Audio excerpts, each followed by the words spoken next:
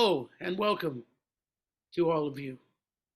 I say all of you because we're getting more and more people all the time, which is nice. Oh, And this is our podcast, and it's called On the Real Side. And we're honored to have a wonderful guest today, one of my favorite musicians, and an old time, long time friend. Not old time necessarily, but long time.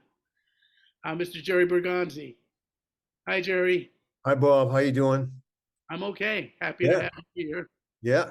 And we used to have long talks a long time ago about everything in life. And it's been a while since we actually did that, though we had the pleasure about, I would say, 5 or 6 years ago. We played for a minute in Vermont, wasn't it? Uh, I Rhode think Island. Rhode Island. Yes, yes. Warwick, Rhode Island. As a matter of fact, Warwick, Warwick. Rhode Island. That's Yeah, right. We did that. But the way we met was actually pretty funny. that What was happened, fun. to let you know, I had a friend. The year was 1969 or 70, I think. Maybe you can correct me if I'm. One of But them. Yeah, Vietnam War was in its unfortunate prime. I And flunked my physical, so I was good. what's that? I flunked my physical, so I was cool. Ah, that's good. That's very good. I was. They had a lottery, and they chose you by numbers in the lottery, and I had registered in New York City, which if you had like number, say you were number 217, if you registered in Warwick, Rhode Island, you might still have a chance of getting in. So Vietnam was in its unfortunate prime. And Jerry, you mentioned how you didn't go. Was you had I flunked my physical. Yeah. you flunked your physical, and I was part of a lottery where as I was saying, if you were number, I don't remember what number I was, but it was pretty low or pretty high actually. So the lower numbers would get drafted, and if you registered in a place like a small town in Rhode Island or Beaver Breath, Michigan, for example, or somewhere, you might have a chance of having to go. But I registered in New York City, and I was safe from that. Nevertheless, we there's a big protest today, for example, a pro-Israel protest or anti-Hamas going on in Washington, and my 16-year-old daughter has gone to be part of that. And I was saying, well, in my time we had other things that we protested against the war, but nevertheless, it wasn't the soldiers' fault. So I had a friend. I was hanging around New England Conservatory and hanging around with Jackie Byard a lot and gleaning his wisdom. And I made a friend at the local Back Bay bar. It was called the Lobster Claw, I think it was. And her name was Teddy, and she was an older lady who was a musical therapist at the VA home. So she asked me if I might want to come in. I said, let me do something if I can. She said, I'd love you to bring a band in and play for the soldiers, who are, recuperating and having all kinds of trouble. So it was amazing. I couldn't find Tom Marks, who was another story, being, even being against the war, it was not the soldiers' fault. And Teddy said, can you come in and do play for the soldiers, the veterans? And, I said, sure, I'll get something together. So Jerry and I had a mutual friend named Tom Marks, who is another subject we may graze upon today. That was Zeppo Marx's son, right? Well, he was the adopted son of Zeppo Marx, Yeah. and strangely enough, his mother, his adopted mother, was Barbara Sinatra. She was Barbara Marx, I and never knew that. she married Frank Sinatra, which is going to make Tom's story all that more poignant. Because Tom, unfortunately, was a very troubled individual. That Jerry can attest to that. We, with those of us in the Boston area in those days, all had a couple of Tom Marks experiences. But we'll get to him.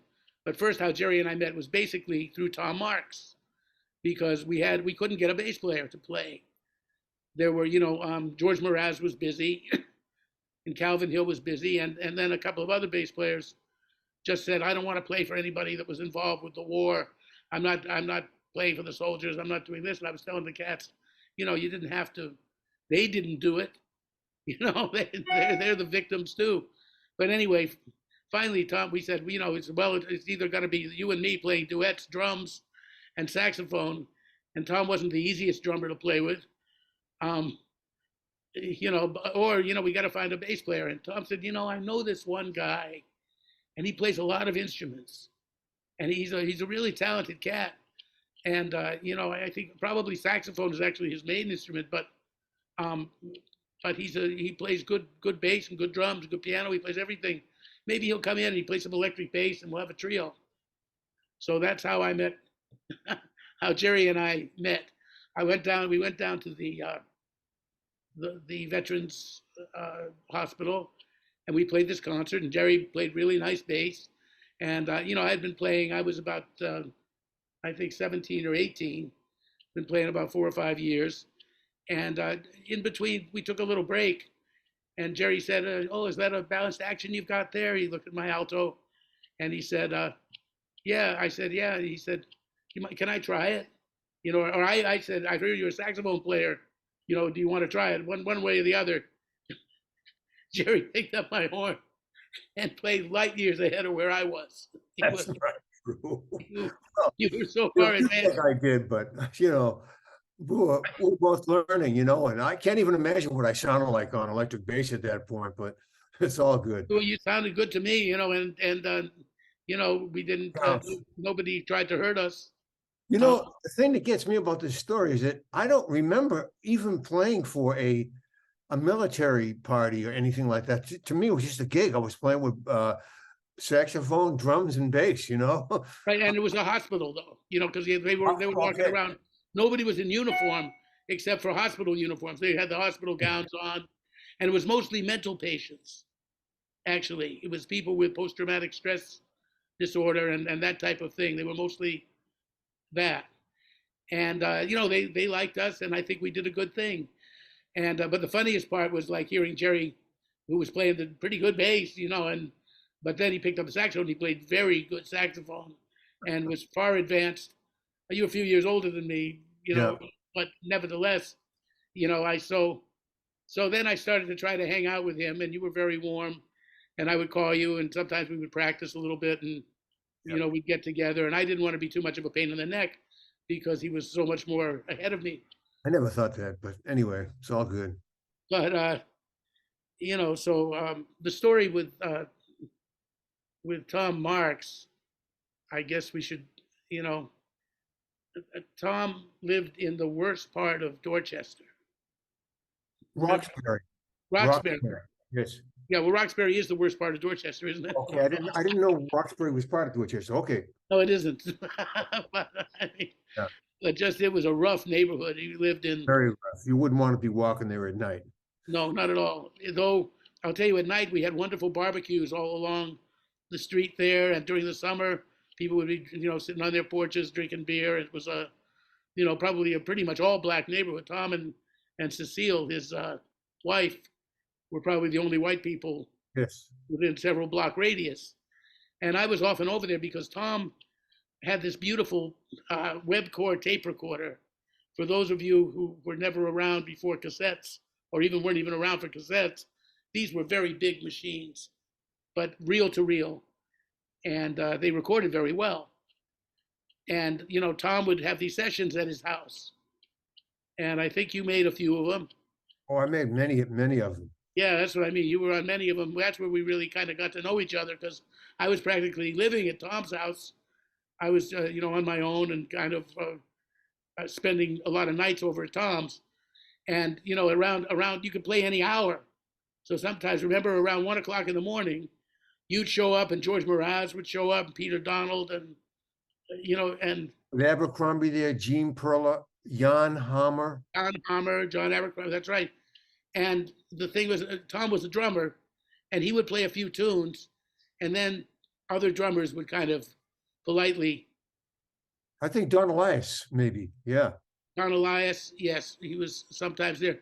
A lot of that was before the summer that I was there. But the summer I was there, I remember you, I remember Miraz, Yeah. and Calvin Hill, Yep. Calvin Hill. Yeah. and Sure. different cats, and so um, Tom later had some severe. Well, I always think that he's the only person that I've ever really known that went crazy from pot smoking. Yeah, he smoked all day long. You remember he had two Doberman pitches, two Yeah, well, Doberman. when I was there, he just had one named Nika. And if Nika liked you, she You was were a cool. sweet, gentle, nice dog. But God forbid if Nika didn't like you. And she turned on him later. She did? Yeah, Wow. because he was fighting with Cecilia, Wow. and the dog actually, uh, like attacked him. Wasn't hurt badly. He kind of cooled it out. But he had told me that because Tom was, we actually had a trio gig at a place called the Toga Lounge in Cambridge, and it was just the three of us, and the gig paid $30 for the trio, Of which course. Yeah. wasn't even money then, you know. And what Tom and I did is we'd give the bass player $20, and Tom and I would take $5 each just to be playing 2 nights a week, you Yeah. know. We might have, maybe you even played bass once with us there when we couldn't get somebody, you Yeah, know. I don't remember. Maybe, yeah. It was possible. But anyway, the upshot of the story is that Tom was there, and Cecilia had two children from a previous marriage, Yeah. and he had one with her. And so after, a certain point, I moved back to New York, and one day I got a call in New York, and it's Tom, and he said, can I come? I broke up with Cecile, Cecile. Yeah. and she she threw me out, and I want to come to New York. Can I come and stay with you? So I was living in a basement apartment, one room with a bathroom in the hallway with my first wife. And I knew that Miyoko would never go for that. So, and I mean, she's not going to do this. And then he talked. It was the middle of the afternoon, and he's calling long distance from Boston. And I said, finally, after about, three-quarters of an hour, I said, Tom, in those days, That was a lot of money. that was a lot of money. A call in the daytime was worth, it cost you about double what it cost at night. So, you're thinking about 20 cents a minute, something like that, which in 1972 was a lot of bread. Yeah. So anyway, I said to Tom, this is where I had suspected that he might be off his rocker a little bit. I said, Tom, isn't this, it's midday. We've been on the phone about 45 minutes now. This is probably getting costly for you. He said, oh, it's okay. It's not my phone. That's great. so, Oh, so finally, John Abercrombie called me, and John Abercrombie, who Charlie LaChapelle loved to call Crumbles. yeah. Crumbles, we called him. He says, I'm going to he said, maybe I shouldn't have done this, but, John was so laid back and relaxed. John says, Tom Marks called me. I said, yeah, I know he called me too. He said, I'm going to do it. I'm going to let him stay with me while he gets himself on his feet. I mean, where can he go? Nobody else will have him. And, Yeah. I'll do that. So after a few weeks, John's calling me like, oh, what a mistake I made. Man, Thomas. It took a month to get him out. Oh, yes. You remember that? Months. He Right? stayed for months. Yeah. Months. I mean, yeah. And he'd call me up while the process was going on and saying, how can I do this? I want to get him out, but I don't want him to, he might commit suicide. I don't know what he's going to do. He's very depressed. Apparently, All he went back home one day, and Cecile, and the door was locked, and he knocked, and Cecile answered the door with her new boyfriend. And they said, "You're not coming in, you're out." Yeah, I could believe her doing that. Yeah. She looked like Vampira. She was very pretty. She had Yeah. that long black hair like Carolyn Jones. Yeah. And she used to read books around the house. And I guess we can edit this, but she would sit there and she'd be wrapped in attention to a book. And I remember looking at the book from the outside looking at the cover, and it was one of those dime pornographic novels, My Sister, My Love. And, Wow. you know, but anyway, so Cecile, yeah, had just answered the door. So he gave me the whole story when he called me from Boston, telling me how she threw him out and how this was happening. And so finally, John said, he's run up this ridiculous phone bill. He stays in the house and he stays in bed and smokes pot all day long. And like, I can't get him out and can't get him to, it's hopeless. I can't help him. So he came over, and this is like a Henry Miller story that I read once, which is another story, but it's very close. So Tom shows up at my house, and we're supposed to go to dinner. I'm going to take him to dinner and talk to him about maybe going somewhere else. He's got a brother in Philadelphia. So I said, so he shows up at my door, and he looks terrible and dirty, like he hasn't bathed in a while. Yeah. And Miyoko, my first wife, takes a look at Tom, and she calls me aside and she says, he's not coming in here. Even if he has to use the bath, he's not, no, I look here. And she handed me like $20. And she said, here's $10. Take him to a nice dinner. And here's another $10. Get him on the bus to Philadelphia to visit his brother. And I gave him the money to leave town. Did you ever find out what happened to him after? No, I heard that he went back to California and that he had been institutionalized. I'm still trying to find out what the upshot of the story was. But then a couple of years later, or sometime around that time, I realized, because it mentioned that Barbara Marx, the wife of Frank Sinatra, was the wife of Zeppo Marx.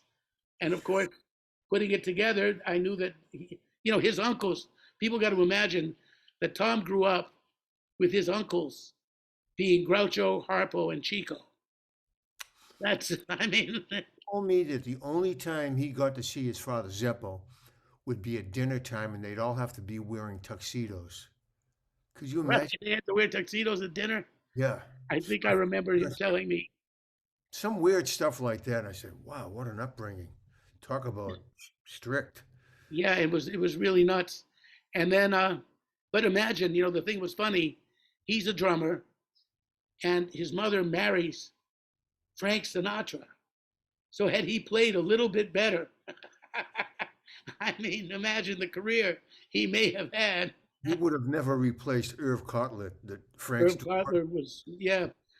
What a beat. My dad was on a band with Irv Cotler. Wow. Actually, my dad had played on some bands, Charlie Spivak or Ina Ray Hutton when she had men in the band, and anyway, we don't know what happened to Tom Marks. If anybody has an idea, by the way, out there, yeah, we'd both love to know what happened to him, because he was a sweet, nice person. Great, and really creative player. I mean, he'd be, that the way he'd look when he would play, looked like he was spasming out, but his eyes would go up to the top of his head. Oh, yeah, top of his head, and somebody said, well, what did he play like? I said, well, he was somewhere between Elvin Jones and Sonny Murray. Yeah. Okay. Yeah. Because time, he had his own concept. Totally. Of time. He had the hi-hat going on, 4 beats, all 4 beats, like Tony Williams, and he was Tony Williams out, That's right. It was Tony Williams. Wanted to sound like that. He didn't sound like that, but that was his guru at the time. That's right. Tony was his man. And I'll tell you, I never met, he loved music. Yeah. And was very devoted, and that was it. But anyway, to get on to something else, I never asked you, your family background. I know, are you Italian on both sides? Yes. Yeah. Remember, what? Of course, what part of Italy were your parents from? Well, my mother, parents, her mother was from Naples. Her father was from Avellino. My father, parents, his family was from Parma or Cremona, and he's a Bergonzi, and Bergonzi's his second cousin was Carlo Bergonzi, which is the famous opera singer, and that's all I know. And so, but we had a very good. I heard he died recently, but we had Yes. a mutual friend, Dodo Goya. Okay, yes, yes. You know, Wow. Dodo was around San Remo in that area. Yeah, he was on my first Red record called Jerry on Red. He was the bass player. Yeah, and I played a lot with Dodo too. He would bring me every time I was in Italy, which we're talking about 60 or 70 times. I Yeah, think you were there at least 50, 40 times. yeah. You seemed to be in Italy because I would hear about you. I'd play somewhere where you had just been, or we Yeah, were the other about to. one around, yeah. We kept missing each other on tour, but we would be, sort of around. So Dodo was like, "Oh, Jerry Bergonzi, you and Jerry are the best. You're my favorites." I mean, because Yeah. He was a great guy. he was a great guy. I heard he died. Well, I didn't hear that, but sad to hear it. Yeah. Yeah, I'm sad too.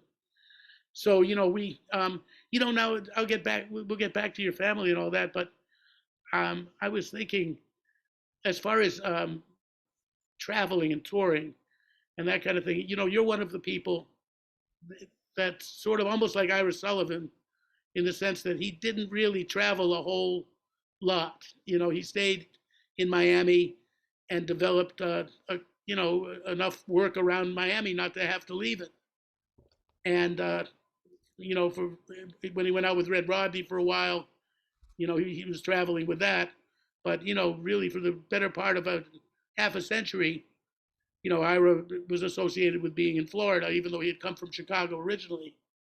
And you didn't seem to, you've made a nice life and played a lot of music, and without traveling that often. Where, you were in Italy quite a bit, and where else did you go?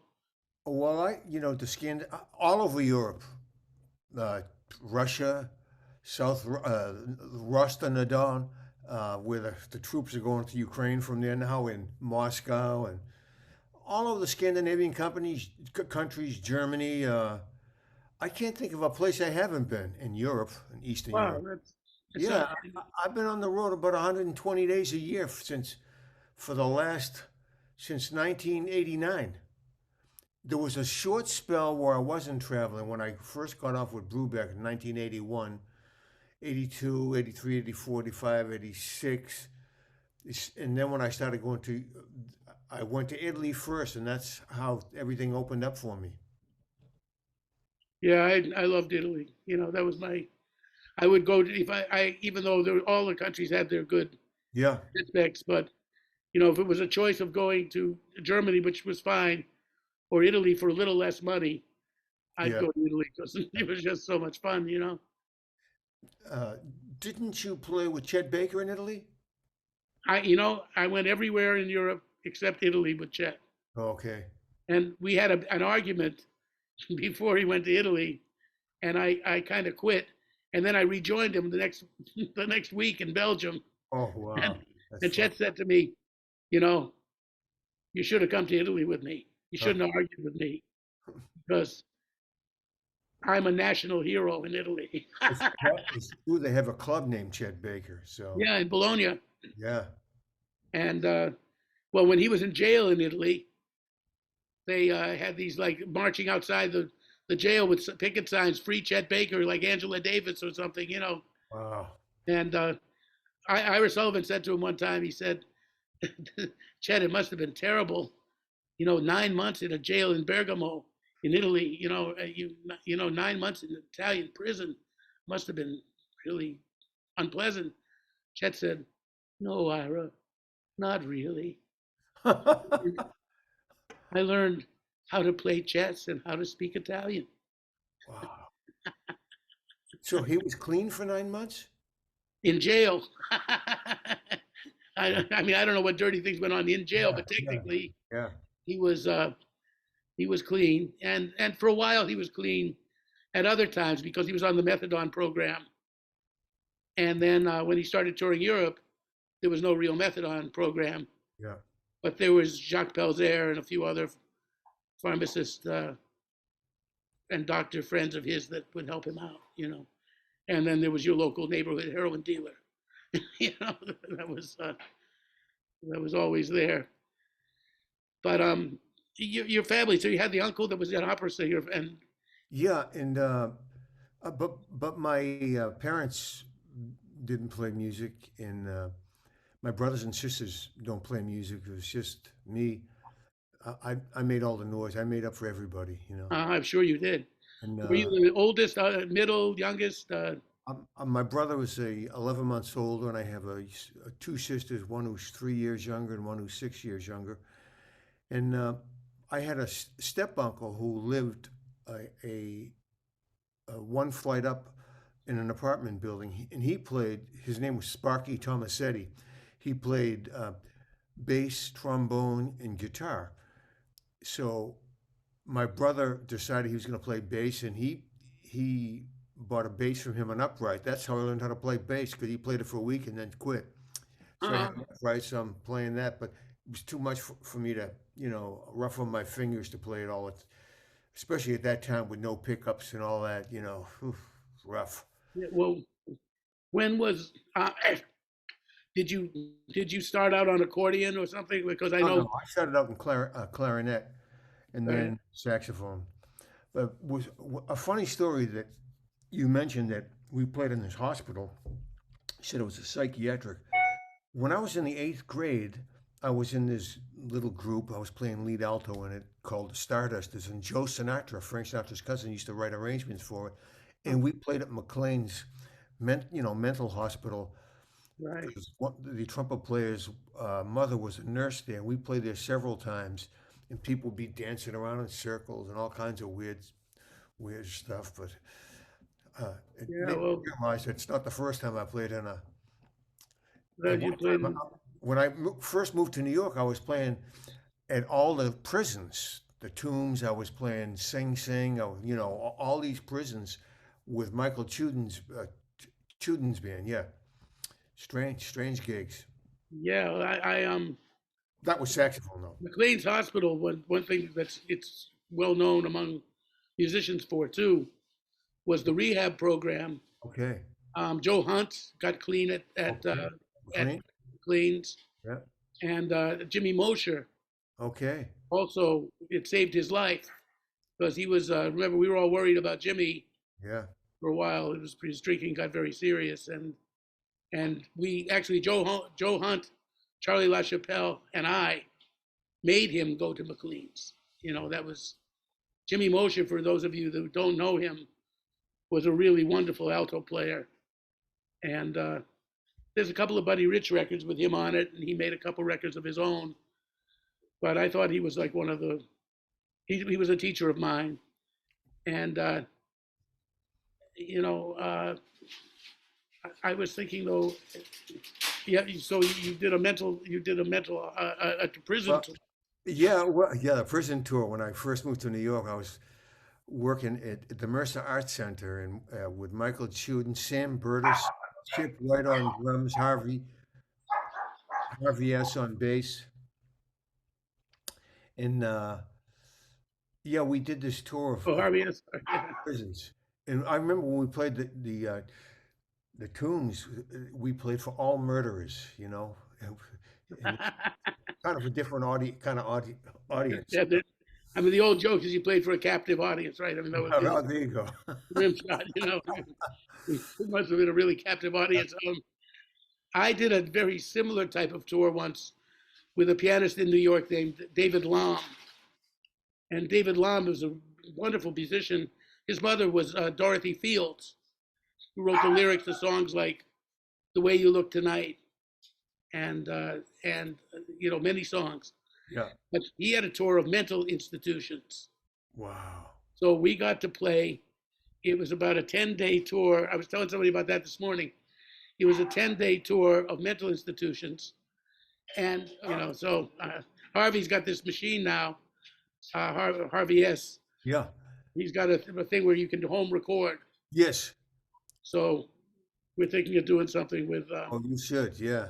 yeah, Ronnie Ben Hur and him and a couple other friends.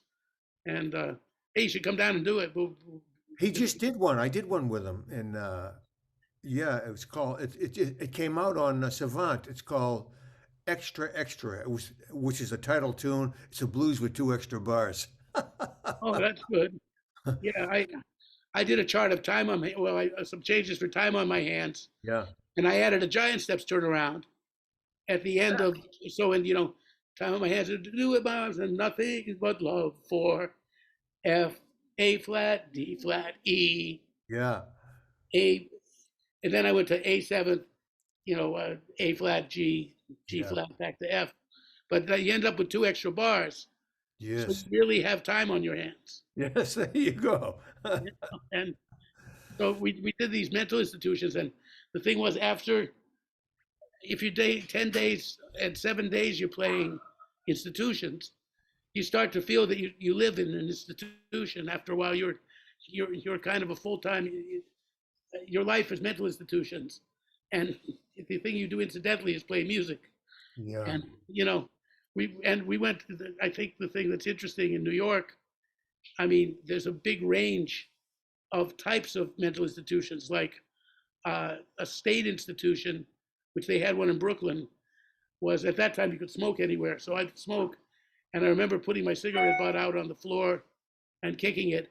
And four people jumped out of the audience to try to get my cigarette butt, Oh my God. try to smoke them, because they took cigarette butts off of the floor, and anything. And, that was how weird it was. But then we played one in Staten Island that had like a beautiful record collection, a high class clientele. I mean, like these people were, yes, I had a bit of a nervous breakdown last summer when I was vacationing in the Hamptons. I couldn't, somehow my boat, everything made no sense to me. I mean, you got that. And, so it's a sharp contrast in that. But so now, when did you, your first instrument, you started playing clarinet? Clarinet at the age of 8, and I think when I was in uh, the sixth to seventh grade, I got an alto. When I got in the eighth grade, I got a tenor, an 80,000 Mark 6. Oh, nice one. Yeah, brand new. And and then I started taking lessons with Joe Viola when I was in the 10th, 11th, and 12th grades. That's why you got such beautiful technique too. Well, Yeah. I'll tell you, he's my guru. As a matter of fact, that's Joe. There's Joe. God bless Joe. Yeah. Um, And then I was in John LaPorta's youth band for a couple of years in high school, Greater Boston area. But yeah, and somehow I just was always a piano in my house, so I always kind of just would play a little piano. And my brother had the bass that I learned how to play, and I got a set of drums and started playing them. what was the first music that you remember? I mean, were you in rock and roll into that before you got into jazz? And No, the first, because of my uncle, my first recording was a Lester Young record with with Count Basie, all those Tinkle Toe, and Kansas City 5 and Kansas City 7. yeah, something like that. I think Kansas Yeah, City, that record, and because my family used to just listen to Frank Sinatra and Dinah Washington and Sarah Vaughan and vocalists. But when got an instrument, I started listening to Lester Young and Count Basie and Duke Ellington records yeah. and Benny Goodman records. And then in the eighth grade, a friend of mine came over, and his father was a trumpet player, and he played this Miles Donahue. He played trumpet. He brought over a Miles record with Coltrane, the Steeman, and then he brought over Sonny Rollins record, brass trio and Real brass, brass. Yeah. and an Art Blakey record, Night in Tunisia, with Wayne and Lee. Yeah, Yeah. and It's a weird. that My was the first, hook. yeah. My first hook, Lester Young was my first Yeah, influence too. And yeah, those records,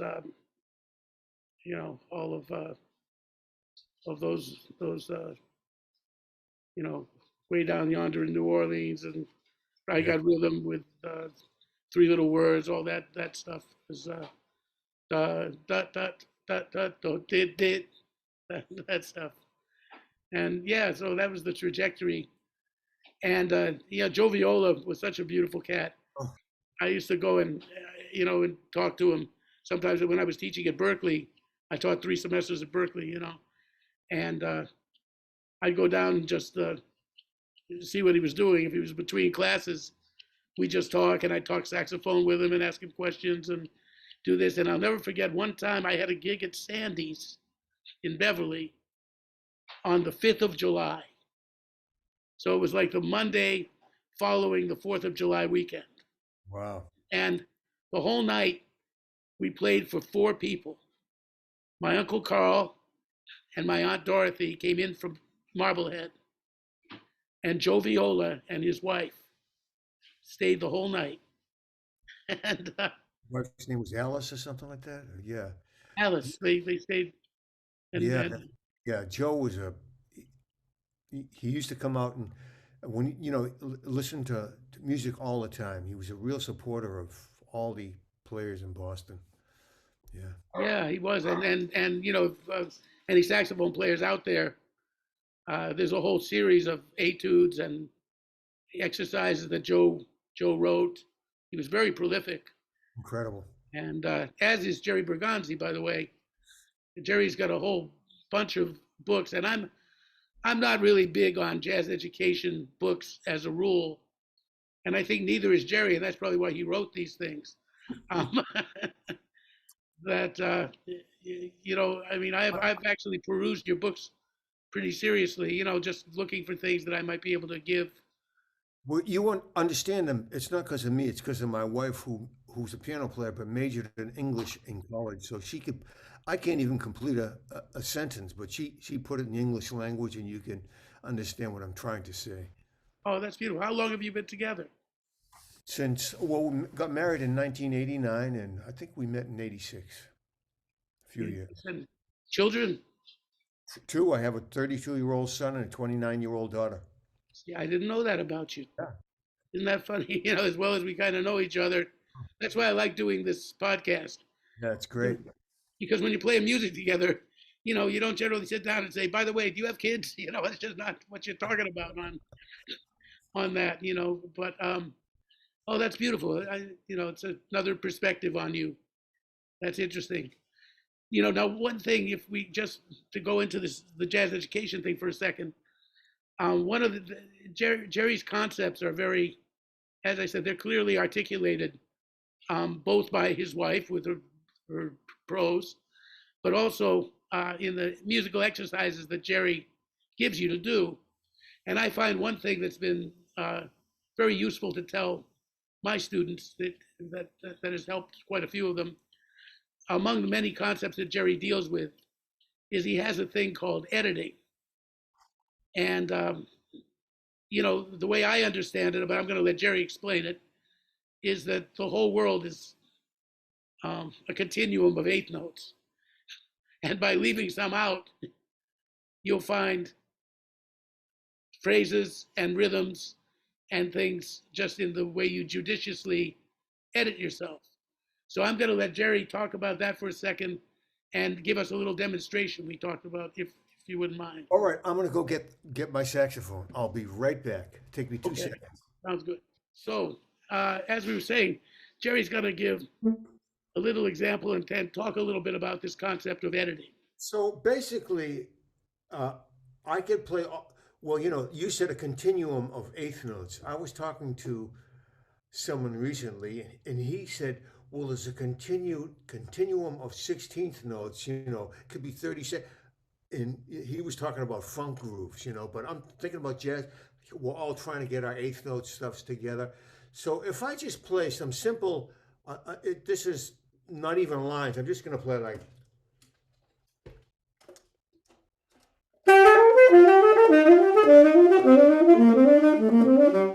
So now I'm just going to leave some out.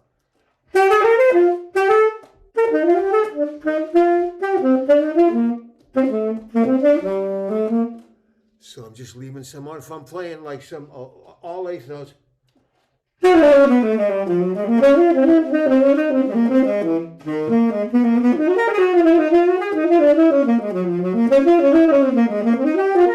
After a while, that gets kind of tiring, Yeah, I mean, so I'm wait for those long lines. Yeah, I'm just going to leave some spaces.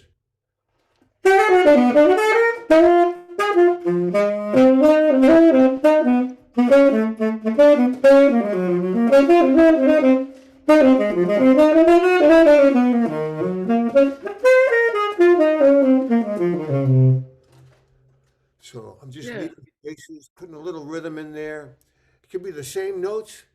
Or I demonstrate it like sometimes I go, or then instead of going, I'm like,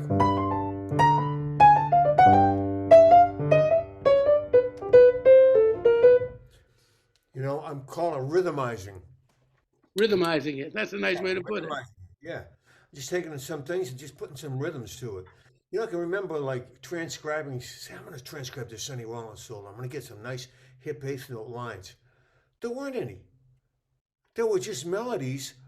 There was just like melodies. Uh, do you know what I mean? There weren't just straight eighth notes. In other words, I'm sure that there are solos with just straight eighth notes, but yeah, the Yeah, one. no, I understand that, and I think with Sonny's playing and a lot of great players, when that eighth note line does arrive, Yes, you pay attention. then you've been waiting for that in a certain way, and then that long line happens, and Great point. you know, so but yes, it's like it's disjunct, and then it's a texture. It's playing with textures really, and playing with swing.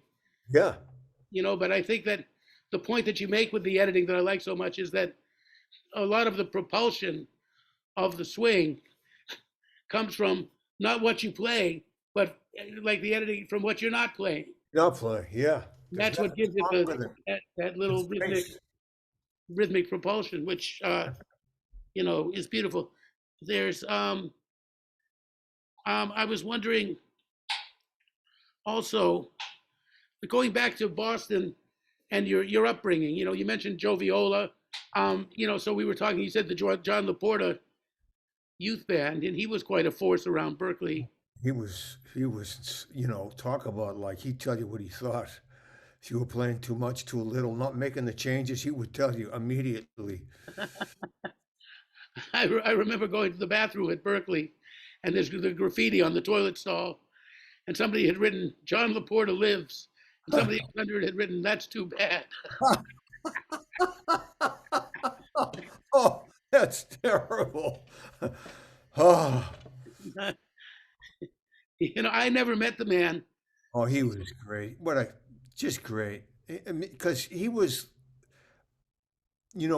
inspirational teacher. It's like when he said something, you were inspired to do it, to do what he was saying.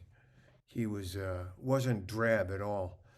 He would tell you some great stories about Lenny Tristano and this and uh, Mingus and when he played with so and such and such. He was, yeah, some great stories in there. He did that very experimental stuff with Mingus and Tio Macero, and Huh. those guys were so far. They were like on another galaxy. Those cats. Yes. They were. You know. The other thing is there were so many good musicians around Boston. In your early years. I was wondering about, going to ask you about some of them, and if you had any. I'm sure you had experiences with quite a few of them. Um, Now of course Charlie Mariano was Yeah, I from went to see Boston. Tommy Mariano all the time playing, and I even, yeah, I got a chance to play with him several times as well, and he was one of my idols. Yeah, just listen to his sound, his alto sound in person was like gave you goosebumps. You know? Yeah, I only heard him one time when he had come in from India. No, not India. He was living in Europe at the time, in Germany, in Cologne, I think.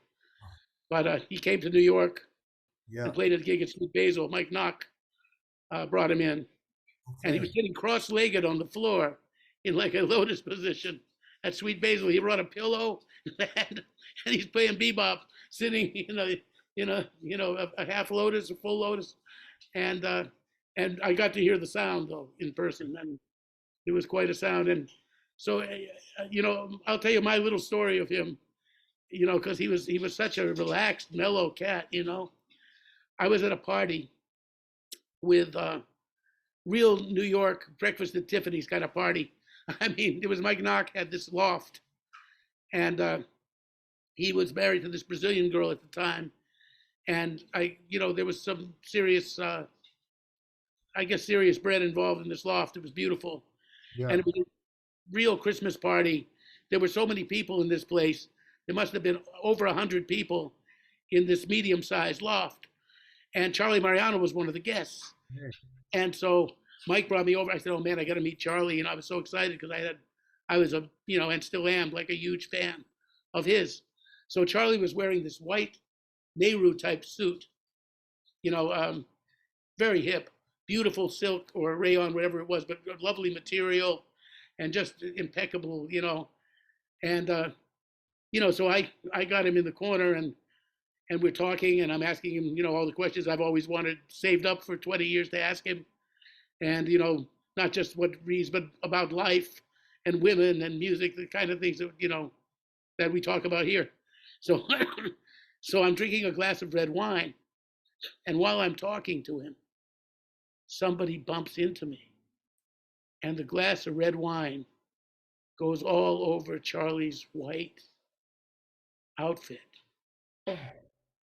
And Jerry, I'm mortified. I'm sitting there going, I don't believe I just dumped a glass of red wine on my idol. And I go, oh, Charlie, man, please forgive me. Please, send me the cleaning bill while you're in town. I'll take care of the dry cleaning. Don't worry, please. I was careless. I was, don't worry. And Charlie lets me apologize. And then he says, well, I think you ought to get another glass of wine. That's great.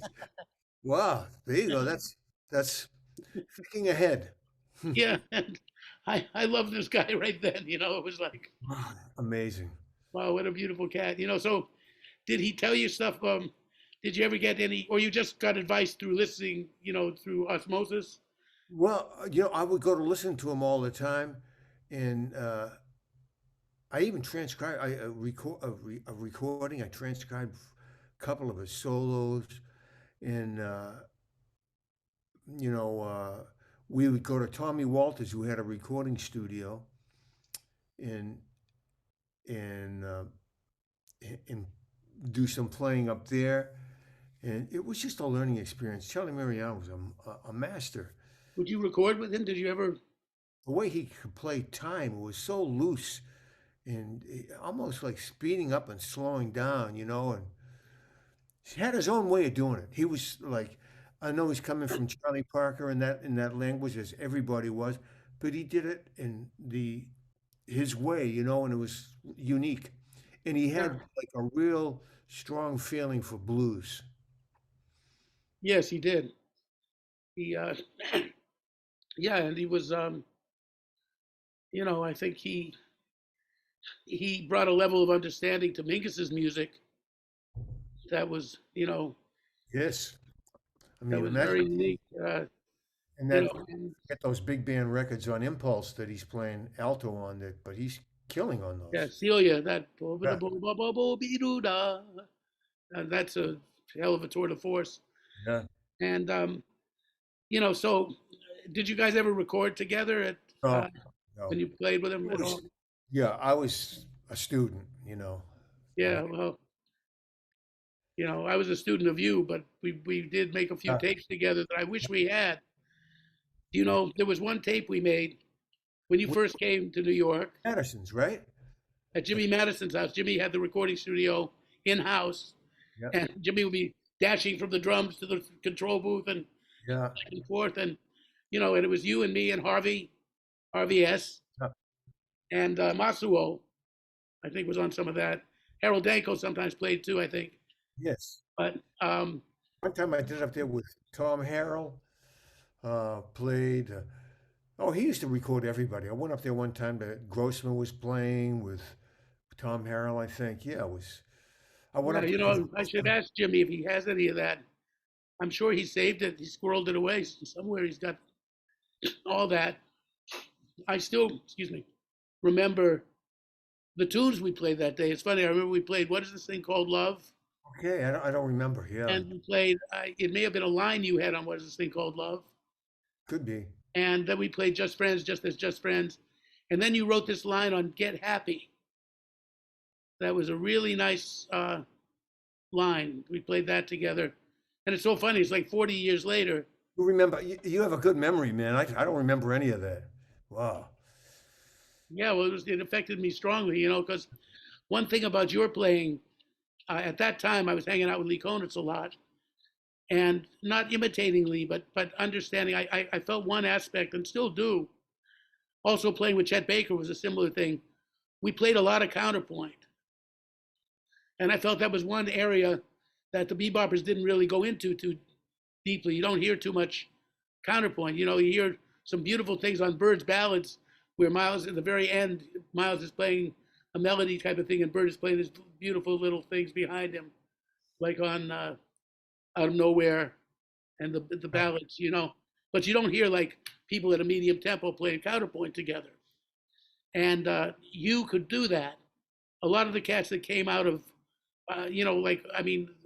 for lack of a better term, the Coltrane generation, he played very strongly and very beautifully, but didn't really like to play counterpoint in the way that Lee and Warren Marsh and that type of style, which I was attracted to. As Yeah. well. And you could, you like doing that. So I always Yeah, I did like doing it. Yeah. It's enjoyed fun. that. It's like yeah, it's a blast. Tell me, what was it like working with Lee Konitz? It's funny. It was one of the greatest experiences I ever had. As a matter of fact, what's really weird that you would mention that is that George Schuler is a drummer and good drummer. He Fantastic. did a lot of Lee's late gigs with him. He traveled around with Lee and sort of kind of, took care of him on the road a little bit and became very close. And he's now, also George is a filmmaker. He did this beautiful film on Percy Heath, another one of the Modern Jazz Quartet, another film about the Lenox Jazz School that he's trying to get. George Schuler did? George Schuler did these beautiful things. He just sent me them, and Wow. they're wonderful. So if anybody is out there and wants to put out a couple of beautiful movies, they're both about 90 minutes long and they're fascinating. And anyway, another thing that he has is he's inherited, well, not inherited, but he's in charge of the archives. And Lee he really taped a lot of his work. He had that little TC, the small Sony recording machine, and it recorded very well.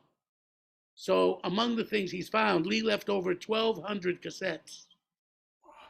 Yeah. And among them, he sent me this week, I'm so excited about it. One thing was a gig that we did, Lee and I, my first real record that got released in America, I made one with Masuo for a Japanese label, was a record Lee and I did for Chiaroscuro called Lee Konitz Quintet. It was supposed to be called Affinity, but it actually says Affinity on the record label, and the front cover says Lee Konitz Quintet.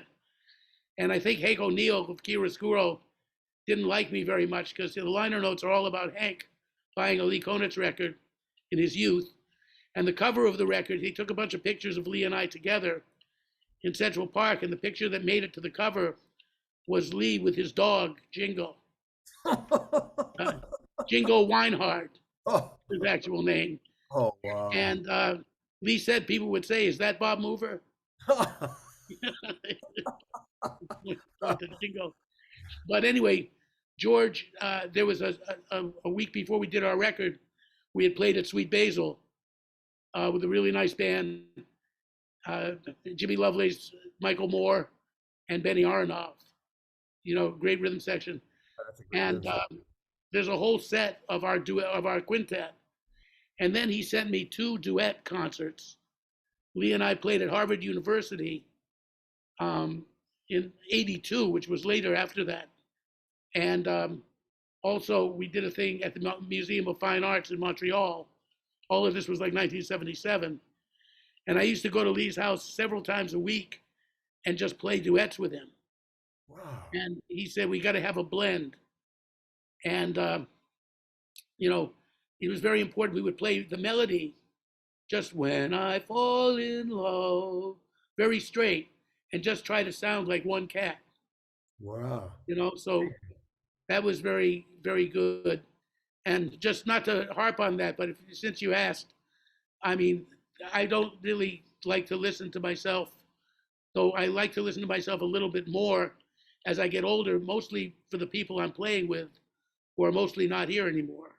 Yeah. So that's one reason I can tolerate listening to myself a little better.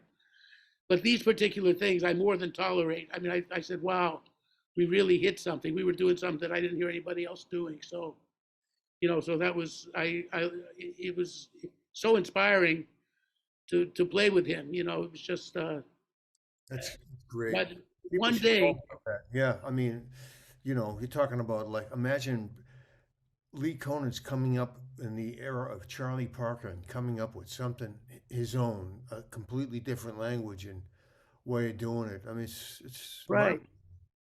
And then the interesting thing was that a little later, by the time I got to Lee had gotten seriously into listening to Bird yeah.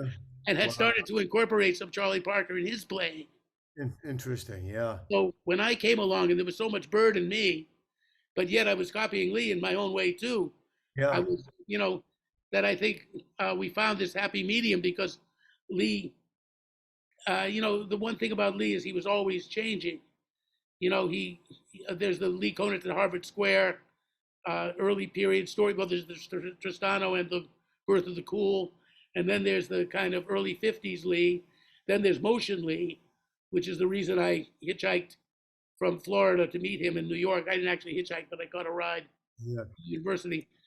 And then there's later stuff where he's constantly different. At the end of his life, he was very minimalistic. Yeah. You And I know, love it. Yeah. yeah. I mean, but he was a pain in the ass, man.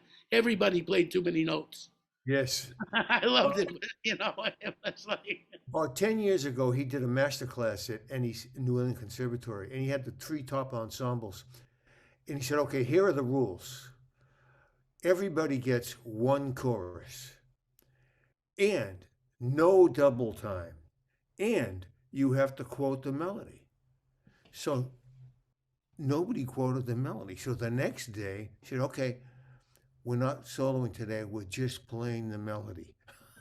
oh yeah, that was something. Well, he would give you Eight very bars of this guy, 8 bars of that guy, taking turns playing the melody. yeah. Well, that's something I was always conscious of melody because, like like you are, that's a thing that you have in your playing that a lot of cats don't. And I wonder if it's because our parents were listening to Sinatra Yeah, and maybe too. We'll listen to vocalists. Yeah. the vocalists. Like I think my mother was a vocalist and sang somewhere in between uh, Peggy Lee and June Christie. It's sort of Wow. like that. Those were Wow. like her main, and she loved Billy as well, But but I think that we have that tendency because of singing, and you probably know a lot of lyrics Yep. too, and so I think that sets you apart from a lot of the other cats that were coming from similar stylistic places that excuse me, as you were, with the influence of Train and Joe Henderson and Sonny and all of that. So I've always liked that about your playing. And but one Conant story Thank was you. Okay, go oh, ahead. but, is we'd play duets, and one time he asked me, he said to me, he said three things that were very funny. One thing he said was, improvising to me has always been about digging holes. It's like digging holes and getting out of these holes. He said, and you sometimes, man, you dig brilliant holes. But I just would like to see you always be able to get out of them. Because Wow. sometimes you dig this great hole and then you can't climb out. Wow. He said, so maybe, a man's reach should exceed his grasp. And no one knows that better than I, he would say. But you got to find a reasonable place that you got to get out of these holes. So that was very useful. Yeah. The other thing he said is I had a tendency, and sometimes do, still, I hope not as much now, but I would, because I had the facility, why do you do that? Well, because I can. Um, to play double time, and I would go too soon into the double time. Lee said, man, give it a little time, settle in to tease us a little more. Yeah, geez, yeah. Foreplay. So give us a little foreplay before you start, bashing and crashing. And so that was also very good advice. But the best advice of all, and this was a almost traumatic event. We were playing duets one day, and suddenly he stopped. And I think I was about 18. And he turned to me and he said, "Stop it." I said, "Stop what?" He says, "Let me tell you something." He said, "You see, one of the few satisfactions I've gotten from music," he said, "I've gotten my satisfaction, but one of the few places I've consistently gotten satisfaction is from this feeling, as you mentioned before, Jerry, that I'm unique. That, that I have my own way of playing and this and that. Now you come along out of nowhere, a teenager, and you start playing my shit back at me. You start taking my uniqueness, and I hear you doing it. So he said, I want to tell you," he said, "it bothers me when you do that. Go find your own fucking uniqueness." Yeah, yeah, yeah. Because you can't have mine. Well, I just heard this great story about Lester Young. He said, if I want to check out the way I sound, I just go down to Birdland and listen to the jam sessions, listen to all the new white tenor players sounding like me, if I want to hear what I sound like. And it was true. I mean, he also said all his disciples were working. Yeah. And but I think Lee was he went through a Scientology period, which I'll get off of that subject, but unfortunately for me, during that period, he only wanted to hang out with Scientologists. Wow. Pretty much. Did he give that up, Scientology? He did, when he found out his wife owed 80 grand in auditing. When he got the bill. That was, 80 grand. Wow. yeah, something like that. They charged her like this huge thing. And Lee, of course, having been a frugal jazz musician all his life, was not about to shell that out. And he felt it helped him. And it did. I mean, in the sense he got his business thing together. He was, a little bit more in the world. Yeah. And, so other cats in Boston, like, I mean, there's Jackie Byard. Yes. Did you have some experiences with Jackie? Well, only that I would go hear Jackie play. When I was used to work at Michael's Pub on Gainsborough Street, and Jackie would come in and ask to sit in on alto, and there was no piano there, and so he said, "Jerry, do you have a reed? I'm out of reeds." I said, "Jackie, I'm a tenor player." He said, "Yeah, it's okay. Give me a tenor reed." Put a tenor reed on his alto, sound fantastic. What a guy. I mean, I used to see him play all the time, go to Lenny's on the Turnpike and see him play. And one time I saw him play it was piano day at Lenny's, and Earl Father Hines did the first set, and he said, "This is the beginning of jazz," and he started, and then Jackie came on second set, said, "This goes back even further." He played Claire de Lune, and then Chick Corea played the last set with Neves and Dawson, I think. With who? With John Neves. With John Neves. And Alan Dawson. He sounded amazing. Chick did, and they all did. They all played so fantastic. But I was just listening to the Sam Rivers record, Fuchsia Swing Song. Jackie's on that one. Yeah, he sounds ridiculous on that. Yeah, he does. He also sounds real good on that Phil Woods record, Musique du Bois. All right.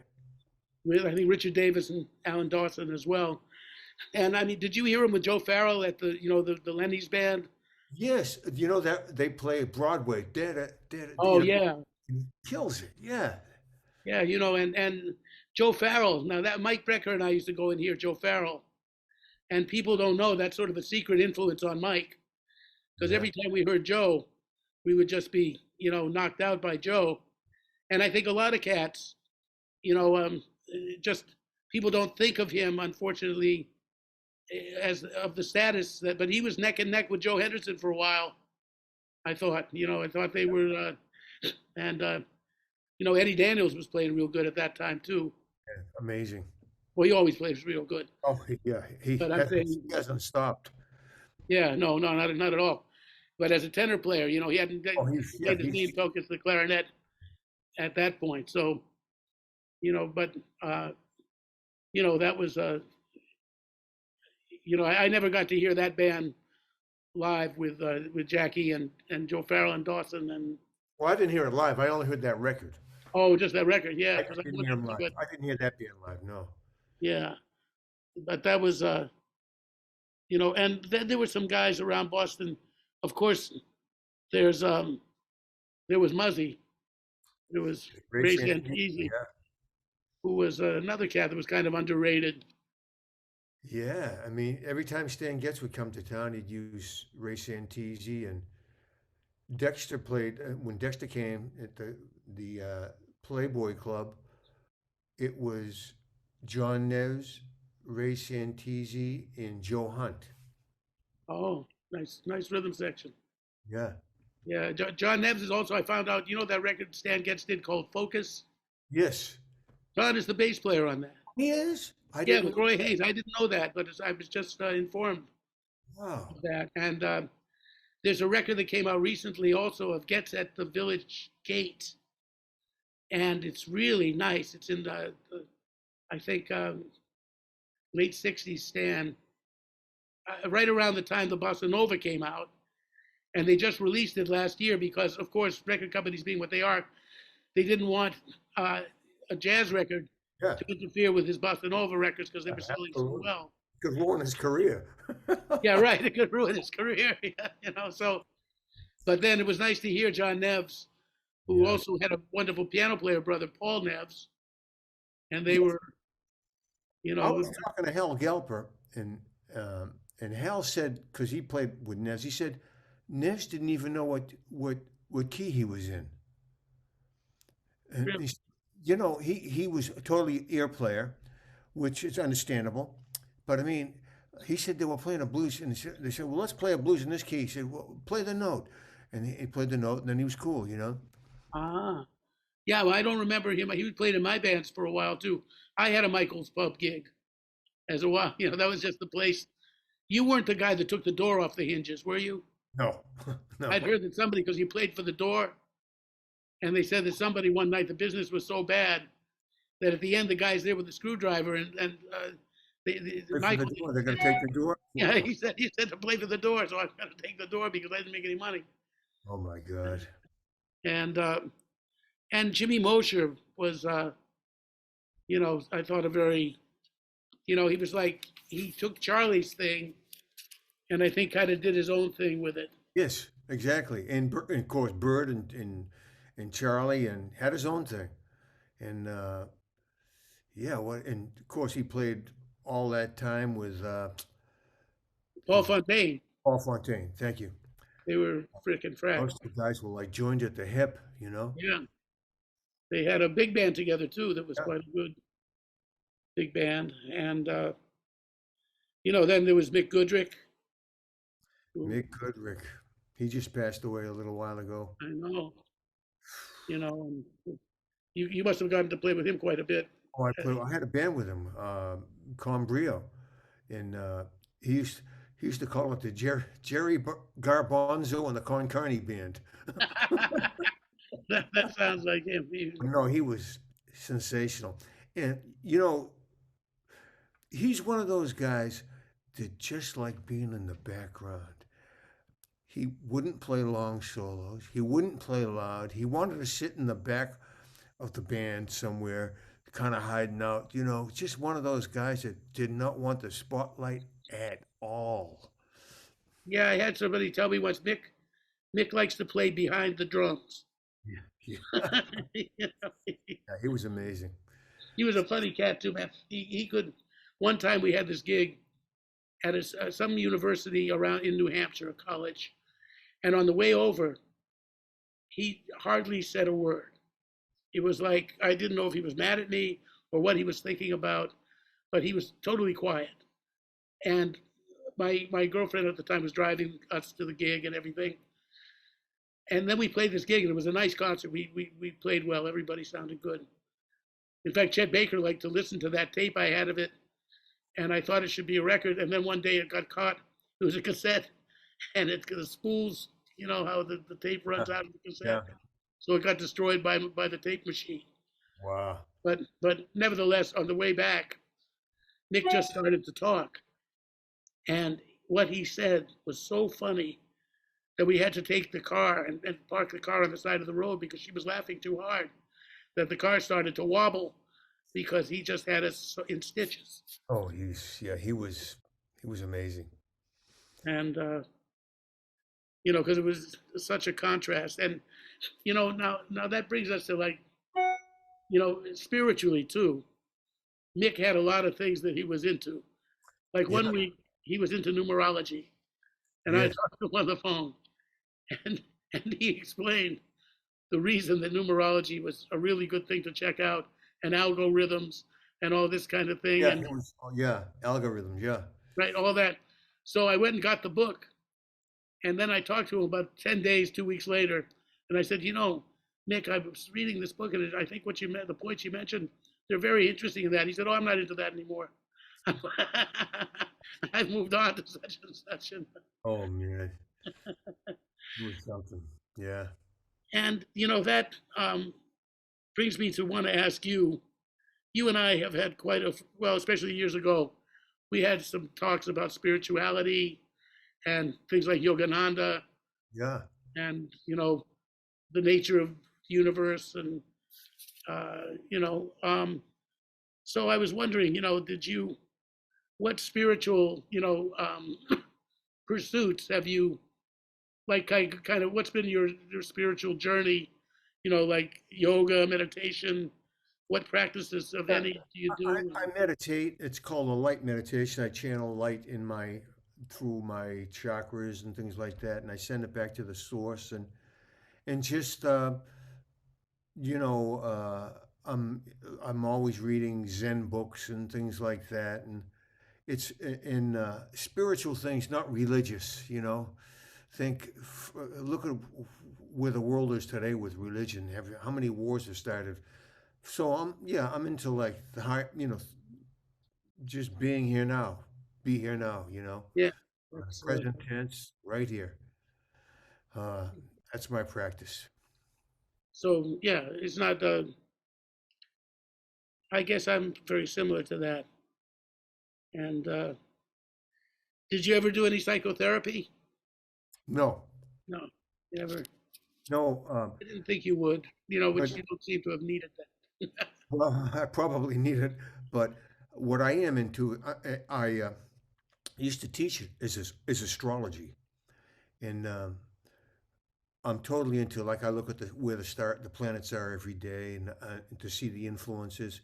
And right now, if you want to check something out, it's called Pluto Return, USA Pluto Return. When the United States Declaration of Independence was written, 1776, Pluto was at 27 degrees 33 minutes Capricorn.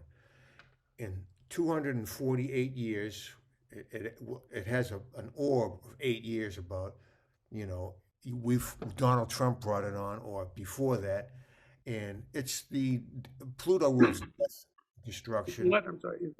Pluto rules death and destruction. It's back to the original place. You can see the death of democracy with all the, and also rules power. So right now, this is a crucial year for Pluto. Uh, Oh, with all that stuff, just go online to USA Pluto return. The Roman Empire took two Pluto returns to fold. English colonial empire, one, two Pluto returns. It all happens. Are we on our second or our first? This is our first, yeah. This is our first one. That's fascinating.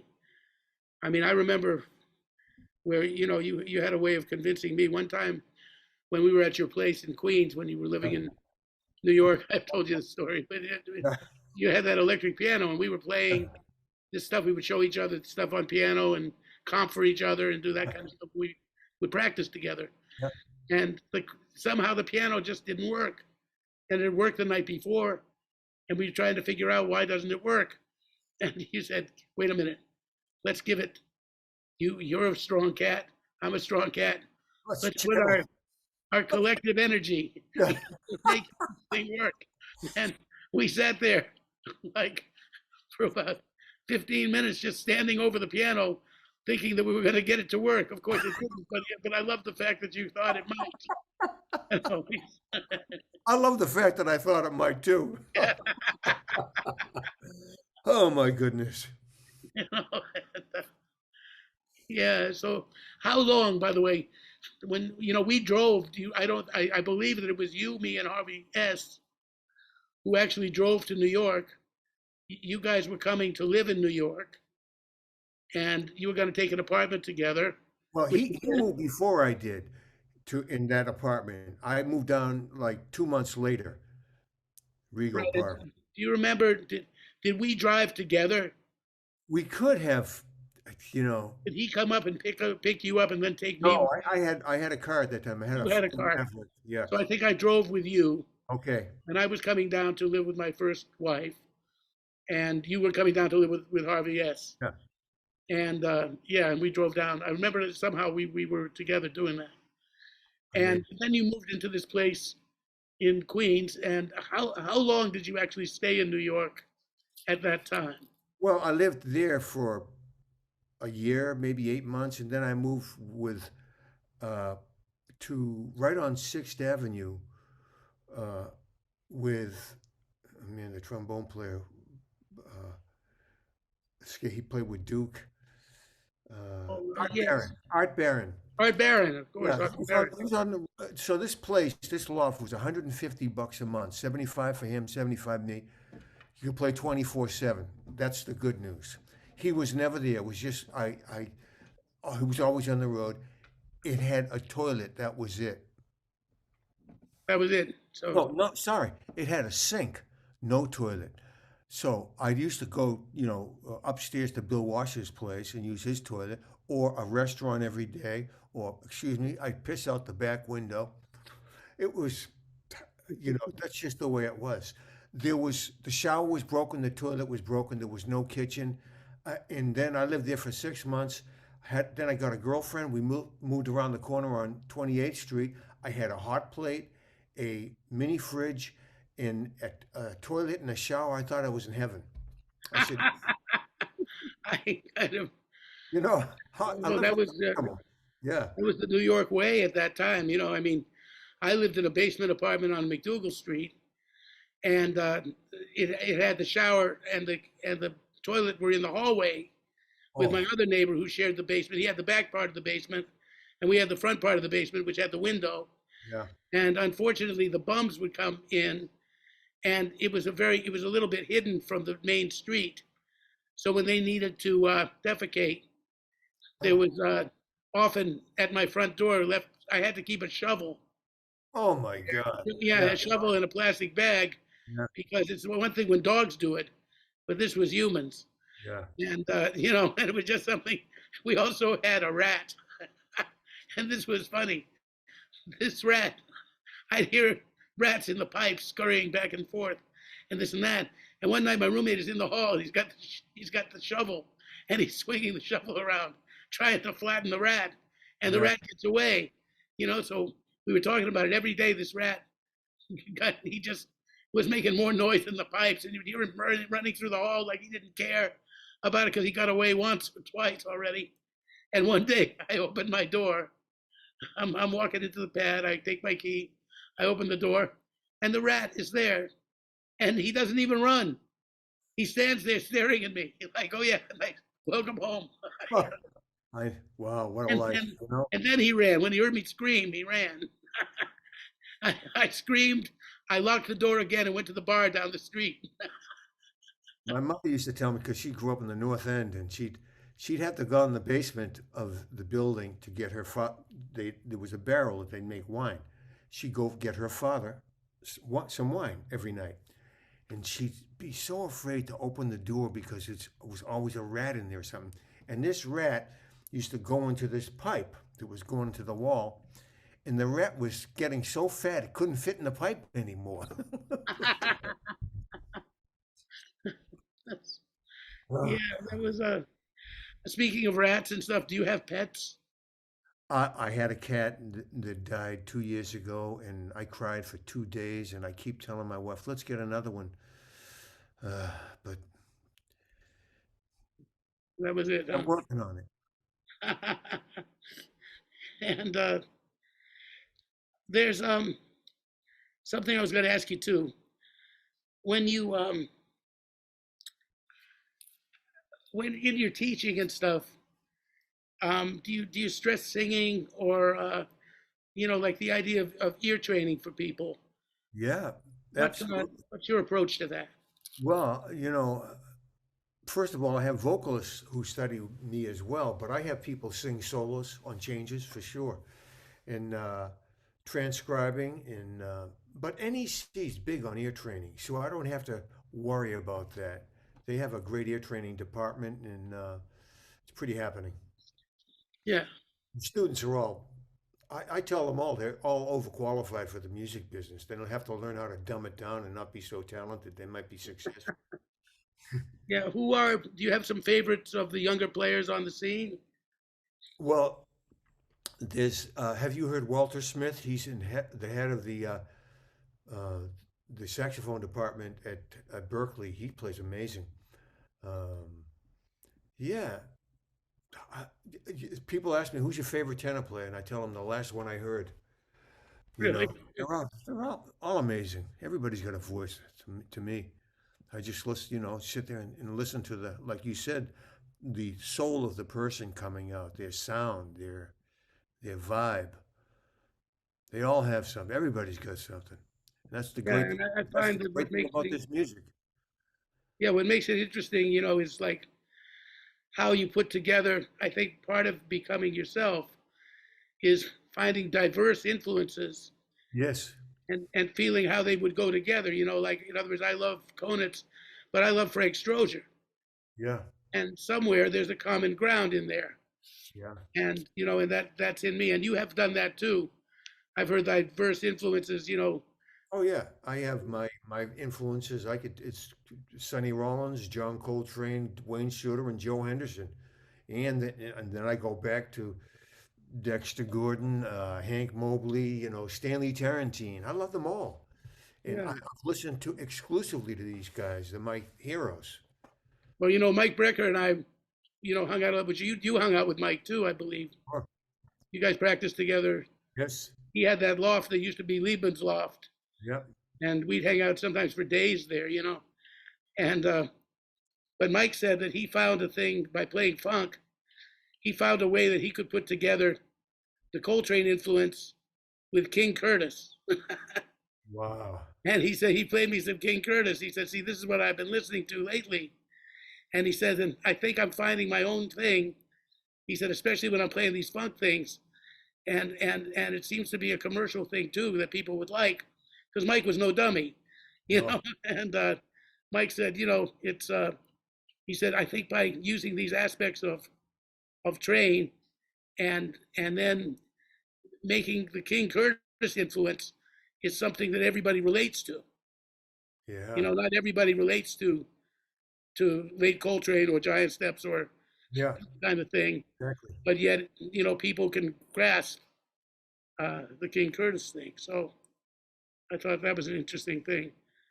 Um, I Nuts guess, Nussbaum sent me uh, something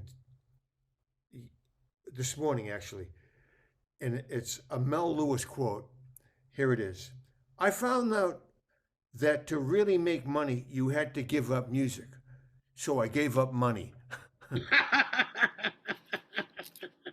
That's a great line, That's a isn't it? great line. That's a wonderful line. Yep. That's good. I gave up money.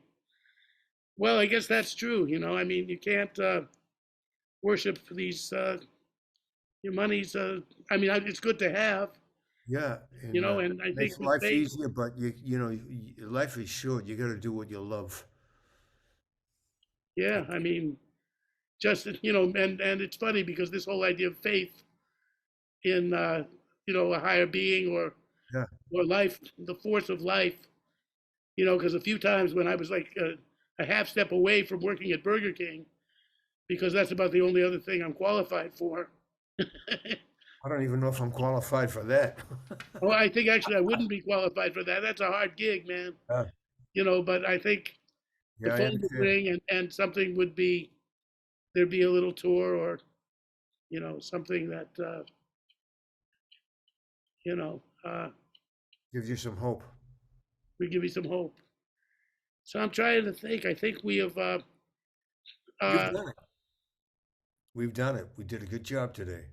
I think we did. We got a lot of, Great to, you know what, for me, it's just great to talk to you, Bob. I haven't talked to you in such a long time. Great just to hang out and talk. Thank yeah, you. I had the same feeling. We just, we should do this more often. Maybe, not necessarily for the world to hear, but Not recorded, but not recorded, but then we can tell the unedited versions of what unedited happened. versions. Yes. Um, what's the funniest? Okay, since we're not on a time frame, what's the funniest or some of the funniest things that have happened to you? Like there's a lot of humorous situations involving musicians. Do you have like a situation that was or The stick shortage. I'm doing a gig, jazz gig at this club in Lowell, Massachusetts. It's called Fitz Willie's, and I'm playing piano. And it's an electric piano, and the piano is like one of these electric pianos, Fender Rhodes, but you hit one note and it's ear shattering, and the next note you could hit with a ball peen hammer and you can't even hear it, you know? It's I've just like seen them? Yeah. all messed up. So I go to the bar and I order a Heineken. And at that point, a Heineken was like 250. So I'm waiting for my change, and I gave her a five. I'm waiting to get 250 back, and I was gonna maybe give her a dollar tip or whatever. And this guy beside me picks up a beer ball and is about to smack it over my head. So I put my hands up to protect myself, puts the bottle down, and he pulls out a gun. He said, "You want to fool around, huh? You want to fool around?" I said, "Man, I'm just in the band. I'm waiting for my change, but I don't even need the change." So I grabbed my beer. I'm trying to get out. Puts the gun beside him, and and he's chasing me, and it's so crowded that I can't get away. Finally, I escape. I'm back at the band, and I'm looking. He's at the bar, still looking for me.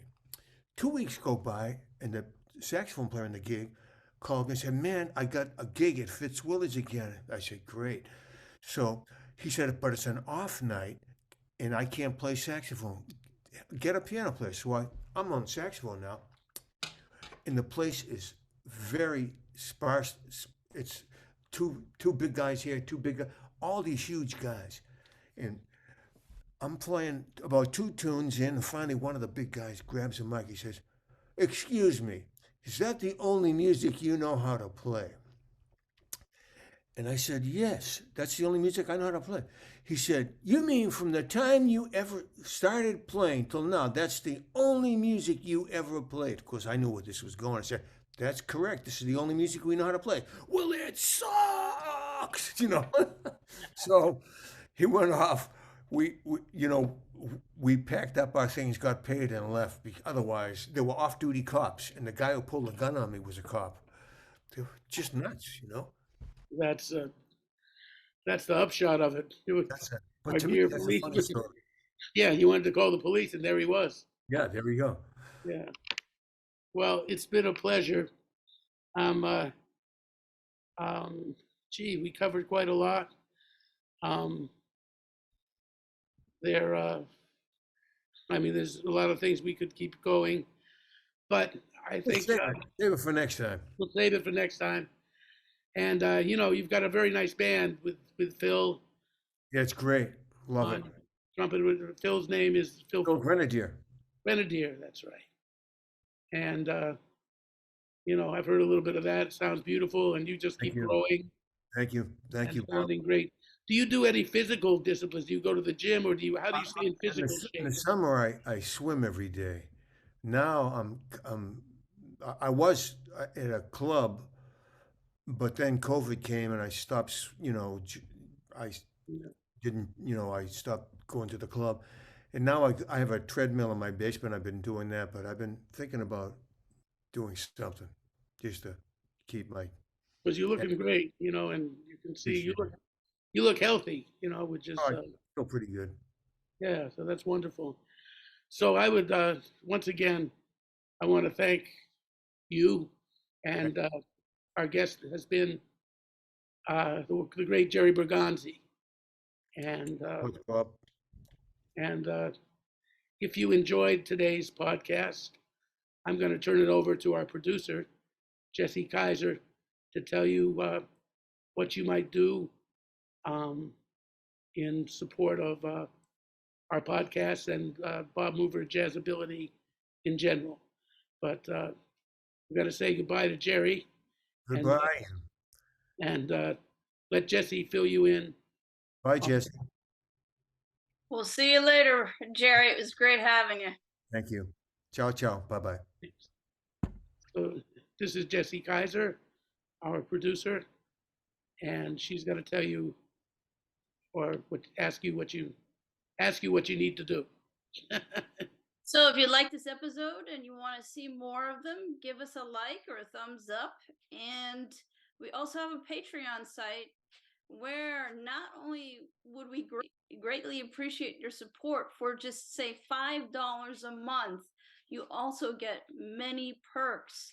And some of them are you get a 10% discount on the live masterclasses that you join. You get 10% discount on downloads and recordings from the bobmoverjazz.com website. And you could join our Woodshed Jazz chat room and leave questions for Bob. He'll answer them. You can start conversations with fellow musicians and music lovers. And there's actually a bunch more. So come to patreon.com and look for @BobMoverJazzability. And I'm going to turn it back to Bob. Thanks, Jess. And I'd like to thank all of you for tuning in today. I had a ball. It's always wonderful to talk to my friends. And Jerry, as you can see, is a very special friendship. And so, our next class, I believe we're going to be talking to George Schuler, who we mentioned today, besides being a wonderful drummer and from an illustrious musical family. His father was Gunther Schuler, and his brother is Ed Schuler, great bassist. George is in charge of basically the Lee Konitz archives, and has a lot of interesting stories of his life in jazz as well. And you know, other people coming up. Dave Kokoski will be with us on the 7th of December, I think. Anyway, we'll keep you informed. Thanks again for tuning in to On the Real Side, and I wish you all the best. And God bless you all. Let's pray for peace.